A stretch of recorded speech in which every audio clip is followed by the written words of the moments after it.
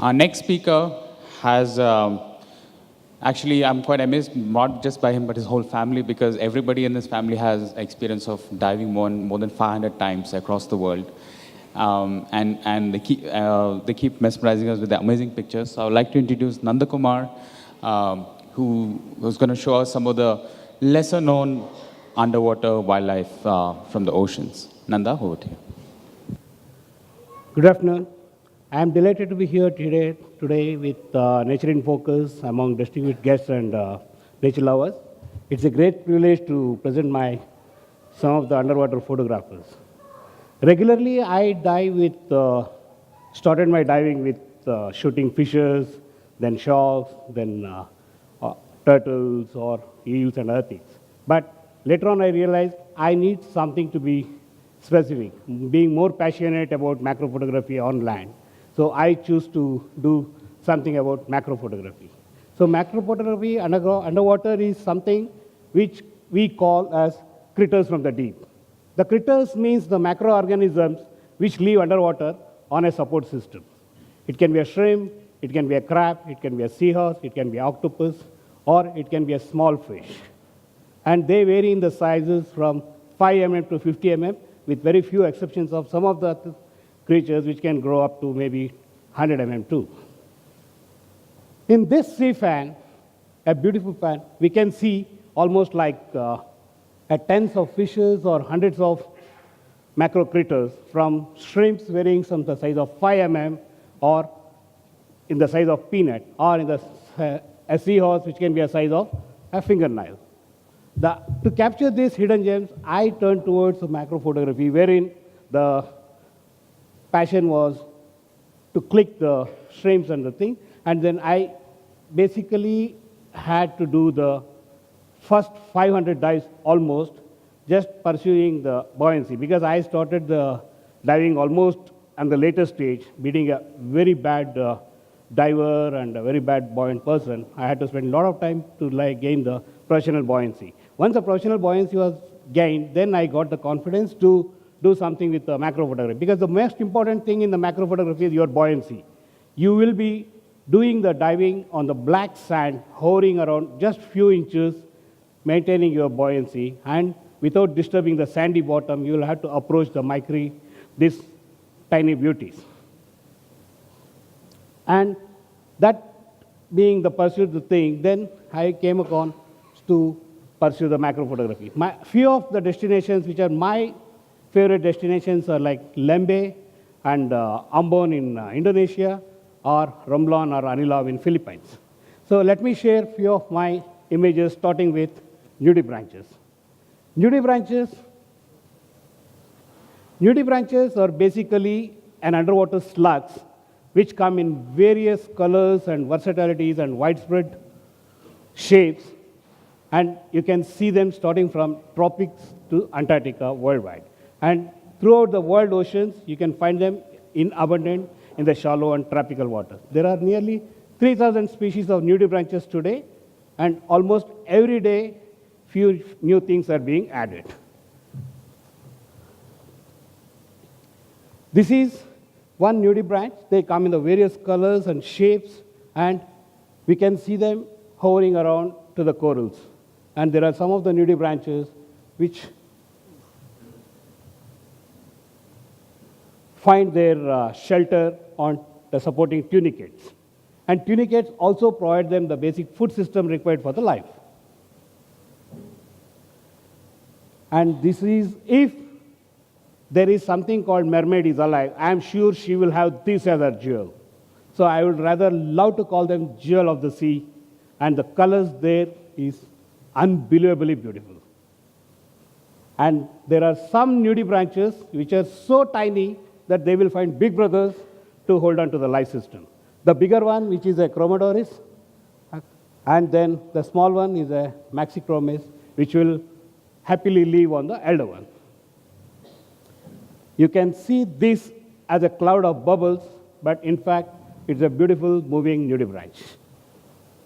And now this is amply called as a butterfly sea slug, wherein the contrasting colors of yellow and black gives it and unique shape. But what surprises me is their vulnerability to change the colors. If this guy is totally in contrast of yellow and black, we see something which is as transparent as this. This is also a butterfly sea slug. And then there are some skippers which are hanging onto the rock, and you may find that this is just a speck of the coral, but in fact, we observe closely through diopter on the lens, we find that this is also a moving nudibranch. With this, we can know that there is various shapes, versatiles, and colors in the nudibranch. And coming next to my favorite things, the octopus. Octopus is the most well-known sea creature famous for its 8 arms. And the strange fact about the octopus is, unlike human beings, who will find it hard to live with one heart, they have 3 hearts. I only wish they could speak to tell how they feel with 3 hearts. And few of the species, there are around 300 species of octopuses in the world. Few of them which I clicked using the macro lens. This is a long arm octopus, which is known to spread its arms all around to move away from the objects. And this is, as the name aptly says, this is a mimic octopus, highly magnificent camouflage monster, and very difficult to find sometimes. And if you are lucky to find him like this is how he will look. And the most beautiful, most bright, but the most dangerous. This is called blue ring octopus. Blue ring octopus, the brighter the blue rings, it is a caution to the diver that they are getting more aggressive. And to tell you the actual fact, he is one of the 5 most venomous sea creatures in the world. One blue ring octopus can kill a dozen of human beings with its venom. And this is one of my, I don't say it's my favorite, but this is the rarest of the octopuses available in the world, to such an extent that even the scientists are still studying it, and there is no scientific name given to it. To remember this, one of my dives in Lembe recently in November, the dive guide dragged me away from clicking another eel and put me on this. But initially, there was nothing available except for an algae ball, but suddenly, he just tapped with pointer a few inches away, and it became active. I could manage to click only 2 or 3 clicks, and then I was forced to abandon my dive and come up by the dive master. But only when we came up, he just removed his fins, even without removing his cylinders or the BCD. He started dancing around, telling that, I found it, we are a image. Then I realized, even then I didn't realize what is he talking about. Then the Mark, who is the manager of the Two Fish Lembe Resorts in Lembe, he came and saw the image and hugged me and said, this is the first time in the season this year we have seen a hairy octopus. This octopus is seen only in October and November, and so far, to the best of my knowledge, you can see them only in Lembe in Indonesia. The most cutest of the octopuses, this is called coconut shell octopus. In the ancient days, coconut was a staple food of Indonesians, and after eating the coconut, they invariably used to throw down the shells into the sea. And that became a natural habitat for these octopuses, and they started living inside them. But over the evolving of the system, once the conservation picked up and the coconut shells started not being thrown into the sea, they started finding their shelter into the shells, seashells. That is why the name is coconut shell octopus. But when he is very calm and friendly. This is how he looks in the open sand. But the moment you try to annoy him or disturb him, he will start finding a shelter in the shell. This is the first step where he is trying to find a shelter in the shell, and once he is comfortably trying inside, this is how you look at him. He will start moving inside, and he is very much inside. He will just give a wink and give an inquisitive look. I'm safe, you can click me now. And we human beings, known for all kind of bad things, to remove the good things from the sea or removing the good things from the land and then put the garbage inside of that, we have not left this creature also alone from his problems. We have gone to such an extent that we have replaced the coconut shell octopus to a broken bottle shell octopus. This is what is happening in many of the seasides today. And this is something which they don't deserve it. This is our responsibility being basic human beings that we will remove all this trash from the sea and give back their original seashells to them. Moving further, there are seahorses, which are my favorite subjects. Seahorses vary from just around the size of your fingernail to a big finger of 6 inches. There are almost 40 species of seahorses, and my favorite is this, the Pygmy Seahorse. Usually, it's a bit tough to locate them because they live on the Gregorian fans and very difficult to find them without the help of a guide who has a magnifying lens with him or sometime, or a sharp eye. And luckily, I was one of those lucky people who could find 2 in a frame and looking at me too. This is the biggest seahorse, spiny seahorse, what we call. And this is another 7C seahorse, which is highly camouflaged. The image here has been processed by darkening the background a bit and highlighting the seahorse. That's why we could see the seahorse. Otherwise, you want to locate the seahorse after clicking it in the image, it will take few moments.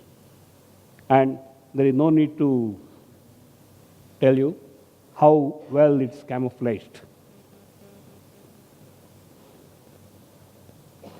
This is another Pygmy Seahorse, Denise in orange color, and one more in yellow color, and there is one more in the pink. And sea is not just about nudibranches or octopus or seahorses. You can find within a span of few meters of diving, 45 minutes, if one is very observant, he can see a shrimp, or he can see a crab, or he can see even the sea dragons. So this is called Coleman Shrimp. Usually in the sea, in Ambon or Lembe, when we are diving, we could find some fiery, bright urchins moving around. But one small touch on an urchin, it can be very nasty, and the wound can make the diver suffer for weeks. But if the sea urchin is calm and we are patient, if we look through little deeply and have an diopter in hand, we can see the pair of Coleman shrimps there. This looks like a rooster, but actually this is a hairy shrimp, and the size of this will be around 7 to 8 mm.